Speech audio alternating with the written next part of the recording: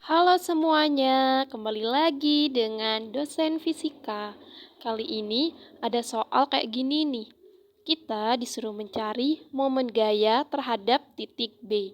Nah, kalau ada soal kayak gini itu namanya babnya tentang momen gaya atau torsi ya. Momen gaya atau torsi, di mana momen gaya atau torsi itu rumusnya adalah tau torsi sama dengan F kali R kali sin theta, di mana F adalah gaya, R-nya adalah jarak, kemudian sin theta, theta itu adalah sudut antara jarak dan gayanya. Maksudnya itu kita lihat ya contoh F1. F1 di sini letaknya di titik A kan, besarnya 10 Newton. Maka jarak antara A ke titik pusatnya yaitu B itu adalah 2 meter. Jadi R-nya adalah 2 meter. Kemudian tetanya berapa?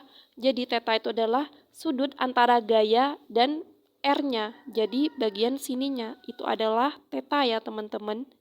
Sehingga kalau tetanya itu 90 derajat, apabila teta 90 derajat, maka rumusnya tahu itu menjadi F kali R kali sin 90 derajat. Sin 90 berapa? Betul, 100. Jadinya rumusnya menjadi F kali R. Nah, karena di sini F1, F2, 3, dan 4 semuanya sudutnya itu adalah 90 derajat, jadi sin 90-nya itu nilainya 1. Jadi pakai rumus ini. Karena di sini ada 4 gaya, jadi kita harus mencari 4 torsi yang disebabkan oleh 4 gaya itu, teman-teman. Pertama, torsi oleh gaya F1. Jadi rumusnya torsi 1 sama dengan F1 kali R1. Nanti kalau F2 tinggal disesuaikan gayanya pakai F2, R-nya R2, F3, F4 juga begitu. Pertama kita cari yang torsi pertama ya. F1 besarnya kan 10. Kemudian R1. F1 itu kan letaknya di A. Kemudian pusatnya kita itu adalah di B. Jadi R1 itu adalah jarak A ke B, yaitu 2 meter. Jadi 10 kali 2, 20 Newton meter. Selanjutnya kita cari torsi kedua. F2 besarnya 4. Kemudian R2. R2 itu letaknya di B, teman-teman. Kemudian pusatnya kan juga di B. Jadi nanti R2 nilainya adalah 0. Jadi torsi 2 nilainya 0 Newton meter. Oke, lanjut ke torsi 3. F3 besarnya 5. Kemudian kali R3. F3 itu letaknya di C, teman-teman. Kemudian pusatnya di B. Jarak antara C dan B adalah 1. Jadi 5 kali 1 sama dengan 5 Newton meter. Kemudian torsi 4. Berarti rumusnya kayak gimana, teman-teman? Betul, jadi torsi 4 sama dengan F4 kali R4. F4 besarnya 10. R4 berapa? Jadi R4 itu adalah jarak antara D ke B, yaitu 3 tambah 1 berarti 4. 10 kali 4, 40 Newton meter.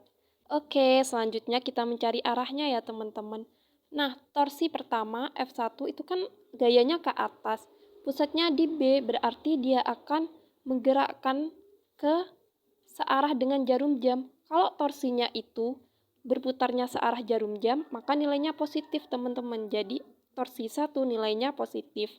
Selanjutnya, torsi 2 karena 0 nggak perlu kita cari. Lanjut ke torsi 3.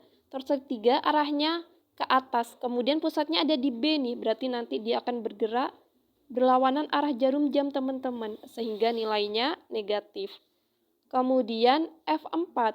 F4 itu arahnya ke bawah, pusatnya di B. Maka dia nanti akan bergerak berputar searah jarum jam. Maka nilainya positif.